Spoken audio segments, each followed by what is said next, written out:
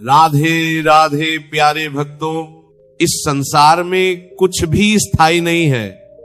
न तो आपकी खुशियां हमेशा रहेंगी और न ही आपके दुख हमेशा रहेंगे। ये समय का पहिया है जो निरंतर घूमता रहता है। जो आज ऊपर है कल वह नीचे आ सकता है, और जो आज धूल में है कल वह सिंहासन पर बैठ सकता है। इसलिए जीवन में चाहे कैसी भी परिस्थिति आए, सबसे बड़ी बुद्धिमानी यही है कि इंसान शांत रहे। क्योंकि जो इंसान शांत रहना सीख लेता है वह समय की हर मार को सहन कर जाता है और अंत में विजेता बनकर निकलता है। हम अक्सर देखते हैं कि जब हमारे जीवन में बुरा वक्त आता है तो हम बहुत जल्दी अपना धैर्य खो देते हैं। हम विचलित हो जाते हैं और ईश्वर से शिकायत करने लगते हैं कि मेरे साथ ही ऐसा क्यों हो रहा है। लेकिन जरा प्रकृति की ओर देखिए, क्या रात होने पर सूरज हमेशा के लिए डूब जाता है? नहीं, उसे अगली सुबह फिर से निकलना ही पड़ता है। अंधेरे की उम्र बहुत छोटी होती है। ठीक वैसे ही आपकी मुसीबतों की उम्र भी बहुत छोटी है। बस आपको उस अंधेरे दौर में खुद को संभाल कर रखना है, खुद को टूटने नहीं देना है। श्री कृष्ण भगवद गीता में अर्जुन को यही समझाते हैं कि हे अर्जुन, यह संसार परिवर्तनशील है। यहां सुख और दुख सर्दी और गर्मी की तरह आते जाते रहते हैं। ज्ञानी मनुष्य वह है जो इन दोनों ही परिस्थितियों में अपने मन का संतुलन नहीं खोता। शांत रहने का अर्थ ये नहीं है कि आप कायर हैं, आप हार मान चुके हैं। शांत रहने का अर्थ है कि आप अपनी ऊर्जा को व्यर्थ की चिंताओं और शिकायतों में बर्बाद नहीं करना चाहते। आप अपनी ताकत को बटोर रहे हैं उस सही समय के लिए जब आपका वक्त बदलेगा। याद रखिए, समय को बदलने में एक पल का भी वक्त नहीं लगता। इतिहास गवाह है कि बड़े बड़े अहंकारी राजाओं का घमंड पल भर में चकनाचूर हो गया और साधारण से दिखने वाले वनवासी भगवान बन गए। रावण को अपनी शक्ति और अपनी सोने की लंका पर बहुत अभिमान था। उसे लगता था कि उसका वक्त कभी नहीं बदलेगा। उसने तो काल को भी अपने पाए से बांध रखा था। लेकिन जब समय ने करवट ली तो उसी महाशक्तिशाली रावण का अंत हुआ और उसकी सोने की लंका राख के ढेर में बदल गई। इसीलिए कभी भी अपने अच्छे वक्त पर घमंड मत करना। अगर आज आपके पास धन है, पद है, प्रतिष्ठा है, तो ये मत सोचना कि ये हमेशा रहेगी। और अगर आज आप बुरे दौर से गुजर रहे हैं तो भी निराश मत होना। भगवान राम के जीवन को देखिए। जिस दिन उनका राज्याभिषेक होने वाला था, जिस दिन उन्हें राजा बनाया जाने वाला था, ठीक उसी रात उन्हें 14 वर्षों का वनवास मिल गया। सोचिए, एक पल में सब कुछ बदल गया। राजमहल के सुख छोड़कर उन्हें जंगल के पत्थरों और कांटों पर चलना पड़ा। लेकिन क्या राम रोए? क्या उन्होंने अपनी किस्मत को कोसा? नहीं, वे शांत रहे। उन्होंने समय के इस फैसले को स्वीकार किया और उसी वनवास के संघर्ष ने उन्हें मर्यादा पुरुषोत्तम राम बना दिया। अगर राम अयोध्या में ही रहते तो वे केवल एक राजा बनकर रह जाते, लेकिन वनवास के कष्टों ने उन्हें भगवान बना दिया। आपका बुरा वक्त आपको तोड़ने के लिए नहीं बल्कि आपको बनाने के लिए आता है। जब कुम्हार मिट्टी के बर्तन को पीटता है तो देखने वाले को लगता है कि वो उसे मार रहा है, लेकिन कुम्हार जानता है कि वो उसे मार नहीं रहा बल्कि उसे एक सुंदर आकार दे रहा है। वैसे ही जब ईश्वर आपको कष्टों की भट्टी में तपाता है तो समझ लीजिए कि वह आपको कुंदन बना रहा है। वह आपको इतना मजबूत बना रहा है कि भविष्य में कोई भी तूफान आपको गिरा न सके। एक बहुत पुरानी और ज्ञानवर्धक कथा है। एक बार एक राजा ने अपने विद्वान मंत्री से कहा कि मुझे कोई ऐसा सूत्र बताओ, कोई ऐसी बात बताओ जो अगर मैं बहुत खुश हूं तो मुझे जमीन पर ले आए, और अगर मैं बहुत दुखी हूं तो मुझे हिम्मत दे। मंत्री ने एक कागज के टुकड़े पर एक लाइन लिखी और उसे एक ताबीज में बंद करके राजा को दे दिया। उसने कहा कि राजन, इसे अभी मत खोलना। जब तुम्हें लगे कि तुम बहुत बड़ी मुसीबत में हो और कोई रास्ता नहीं बचा है तब इसे खोलना। कुछ समय बाद पड़ोसी राजा ने उस राज्य पर हमला कर दिया। राजा युद्ध हार गया। उसे अपनी जान बचाने के लिए जंगल में भागना पड़ा। दुश्मन के सैनिक उसके पीछे थे। राजा भागते भागते गुफा में छिप गया। उसे घोड़ों की टाप सुनाई दे रही थी। वो बहुत डरा हुआ था। उसे लगा कि अब मेरा अंत निश्चित है, अब मैं मारा जाऊंगा। तभी उसे उस ताबीज की याद आई। उसने कांपते हाथों से वह ताबीज खोला और कागज को पढ़ा। उस पर लिखा था कि ये वक्त भी गुजर जाएगा। जैसे ही राजा ने पढ़ा, उसके मन में एक अजीब सी शांति छा गई। उसे लगा कि हाँ, जब मेरा राजपाट नहीं रहा, जब मेरा सुख नहीं रहा, तो ये डर और ये बुरा वक्त भी नहीं रहेगा। वो शांत होकर बैठ गया। थोड़ी देर बाद दुश्मन के सैनिकों की आवाज दूर चली गई। वे उसे ढूंढ नहीं पाए। राजा बच गया। कुछ दिनों बाद उसने फिर से अपनी सेना इकट्ठी की और दुश्मन पर हमला किया। इस बार वह जीत गया। उसे उसका राजपाट वापस मिल गया। जिस दिन उसका विजय जुलूस निकल रहा था, पूरी प्रजा फूलों की बारिश कर रही थी। राजा हाथी पर बैठा था और उसका सीना गर्व से फूला हुआ था। उसे लग रहा था कि मैं सबसे महान हूं। तभी उसकी नजर अपने उसी मंत्री पर पड़ी। मंत्री मंद मंद मुस्कुरा रहा था। राजा ने पूछा कि अब तुम क्यों हंस रहे हो? मंत्री ने कहा कि राजन, ताबीज को एक बार फिर से पढ़ लीजिए। राजा ने ताबीज निकाला और फिर पढ़ा, ये वक्त भी गुजर जाएगा। पढ़ते ही राजा का अहंकार टूट गया।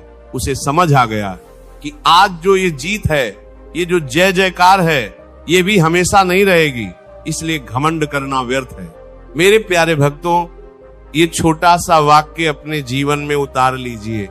जब भी जीवन में बहुत दुख आए, जब अपने धोख आ दे जाए, जब व्यापार में घाटा हो जाए, तो आईने के सामने खड़े होकर खुद से कहना कि शांत रह मेरे मन, ये वक्त भी गुजर जाएगा।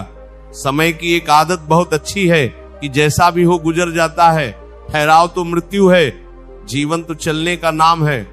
लोग अक्सर पूछते हैं कि जब हमारे साथ अन्याय होता है तो हम शांत कैसे रहें? खून खौलता है, बदला लेने का मन करता है।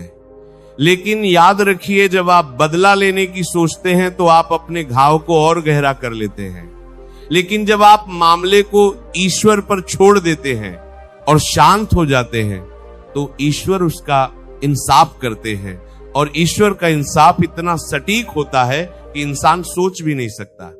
महाभारत में द्रौपदी का अपमान हुआ, वह रोई चिल्लाई, लेकिन उस वक्त कोई उसकी मदद को नहीं आया। अगर पांडव चाहते तो उसी समय युद्ध कर सकते थे, लेकिन वे शांत रहे। उन्होंने समय का इंतजार किया। उन्होंने अपनी प्रतिज्ञा को मन में दबाकर रखा और जब सही समय आया तो कौरवों का नामो निशान मिट गया। अगर आप जल्दबाजी में प्रतिक्रिया देंगे तो आप अपना नुकसान कर बैठेंगे, लेकिन अगर आप धैर्य रखेंगे तो समय आपके दुश्मनों को खुद जवाब देगा। कीचड़ में पत्थर मारने से कीचड़ अपने ऊपर ही गिरता है। जो लोग आपकी निंदा करते हैं, जो आपको नीचा दिखाते हैं, वे कीचड़ के समान हैं। उनसे उलझिए मत, किनारे से निकल जाइए। आपकी सफलता उन्हें खुद जवाब दे देगी। मौन सबसे बड़ा हथियार है। जब आप किसी मूर्ख व्यक्ति की बातों का जवाब नहीं देते तो वो अपनी ही नजरों में गिर जाता है। जीवन में कई बार ऐसा लगता है कि भगवान हमारी सुन नहीं रहे। हम पूजा करते हैं, पाठ करते हैं, फिर भी दुख कम नहीं होता। उस समय हमारा विश्वास डगमगाने लगता है। लेकिन संतों का कहना है कि जब परीक्षा कठिन हो तो समझ लेना चाहिए कि परिणाम बहुत शानदार होने वाला है। स्कूल में भी कठिन परीक्षा उसी की ली जाती है जो होनहार छात्र होता है। भगवान आपको तोड़ना नहीं चाहते, वो आपको मांझना चाहते हैं। बांस का पेड़ देखा है आपने? जब किसान बांस का बीज बोता है तो पहले साल कुछ नहीं होता, वो पानी देता है, खाद देता है, लेकिन जमीन के ऊपर कुछ नहीं दिखता। दूसरा साल बीत जाता है, तीसरा साल बीत जाता है, चौथा साल बीत जाता है।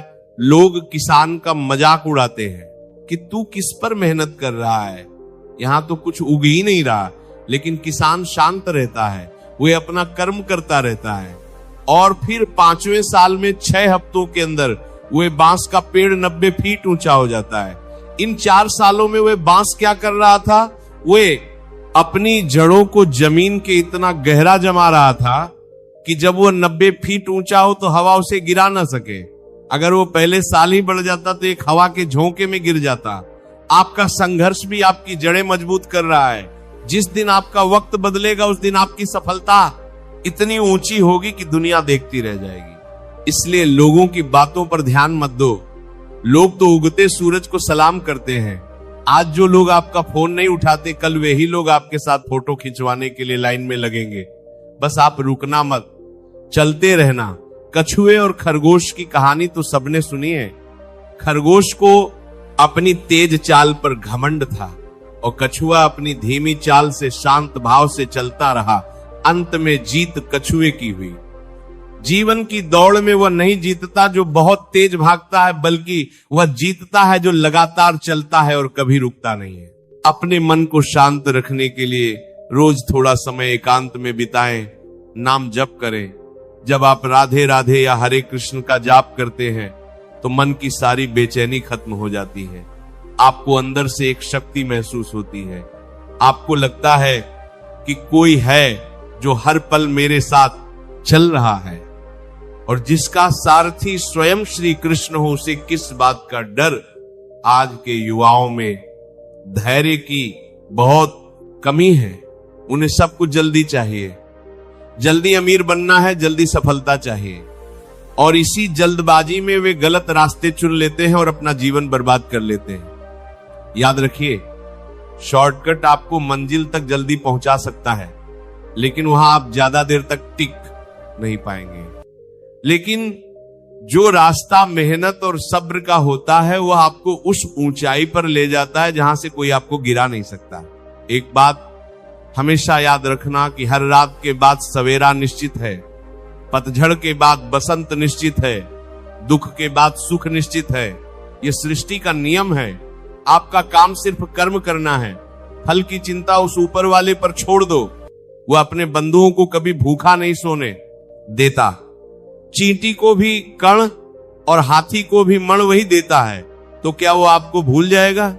नहीं, कभी नहीं। आपका बुरा वक्त आपके कर्मों का फल हो सकता है। इसे भोग लीजिए, इसे काट लीजिए। जैसे ही ये कर्म का हिसाब पूरा होगा, आपका अच्छा वक्त शुरू हो जाएगा। रोने से कर्म नहीं कटते, बल्कि और नए कर्म बन जाते हैं। लेकिन शांत रहकर सहने से कर्म कट जाते हैं और मन शुद्ध हो जाता है।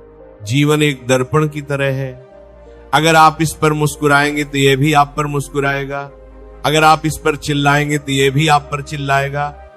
अपनी शांति को किसी भी कीमत पर मत बेचिए। चाहे लाखों का नुकसान हो जाए, लेकिन मन की शांति नहीं जानी चाहिए।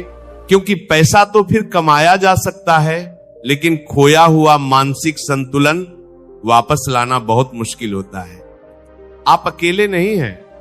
वे परमपिता परमात्मा हर पल आपके साथ है। वे आपकी खामोशी को सुनता है। वे आपके दिल के दर्द को समझता है। लोगों को समझाने की कोशिश मत करो। लोग वही समझते हैं जो वे समझना चाहते हैं। आप अपनी सफाई देने में अपना जीवन बर्बाद मत करो। आपका चरित्र, आपका व्यवहार और आपका समय आपकी गवाही खुद देगा। आज से एक नियम बना लो, जब भी गुस्सा आए, कोई अपमान करे, तो 2 मिनट के लिए आंखें बंद करो और गहरी सांस लो और प्रभु का नाम लो। कहो कि हे प्रभु, इसे सद्बुद्धि दे और मुझे शक्ति दे। आप देखेंगे कि आपका गुस्सा शांत हो गया है और आपने एक बहुत बड़ी गलती होने से बचा ली है। ये वक्त आपका है। इसे सोने की तरह तपाओ ताकि यह आभूषण बन सके। जो लोग आज आपको मिट्टी समझ रहे हैं, कल वे ही आपको माथे पर लगाएंगे। बस खुद पर और उस ऊपर वाले पर भरोसा रखना।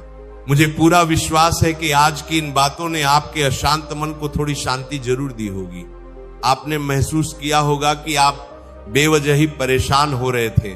सब कुछ नियंत्रण में है, उस परमात्मा के नियंत्रण में है। आप बस अपना कर्म कीजिए और बाकी सब उस पर छोड़ दीजिए। अब समय आ गया है आपसे विदा लेने का, लेकिन जाने से पहले मेरी आपसे एक विनती है। अगर आज की इस चर्चा ने आपके दिल को सुकून दिया है, अगर आपको लगता है कि इस वीडियो से आपको धैर्य और शांति मिली है, तो इसे लाइक जरूर करें। आपका एक लाइक हमारे लिए बहुत मायने रखता है। यह हमें बताता है कि हमारी बातें आप तक पहुंच रही हैं। अगर आप चाहते हैं कि हम ऐसे ही मन को शांति देने वाले और जीवन को सही दिशा दिखाने वाले वीडियो आपके लिए लाते रहें, तो अभी इस चैनल को सब्सक्राइब कर लें और वो बेल आइकन जरूर दबाएं, ताकि जब भी हम कोई नया संदेश लेकर आए तो सबसे पहले आपको पता चले, और ये संकल्प लेने के लिए कि मैं हर परिस्थिति में शांत रहूंगा। कमेंट में पूरे भाव से राधे राधे जरूर लिखें। जब आप राधे राधे लिखते हैं तो आपके मन की सारी कड़वाहट मिठास में बदल जाती है। इस वीडियो को अपने उन दोस्तों और परिवार वालों के साथ जरूर शेयर करें जो बहुत जल्दी गुस्सा हो जाते हैं या जो अपने बुरे वक्त से परेशान हैं। शायद आपका एक शेयर उन्हें शांति का मार्ग दिखा दे। किसी के अशांत मन को शांत करना भी एक बहुत बड़ी सेवा है। तो चलिए अब सब मिलकर अपने मन के सारे विकारों को त्याग कर उस परम शांति स्वरूप परमात्मा का ध्यान करते हैं। अंत में एक बार प्रेम से राधे राधे, जय श्री कृष्ण।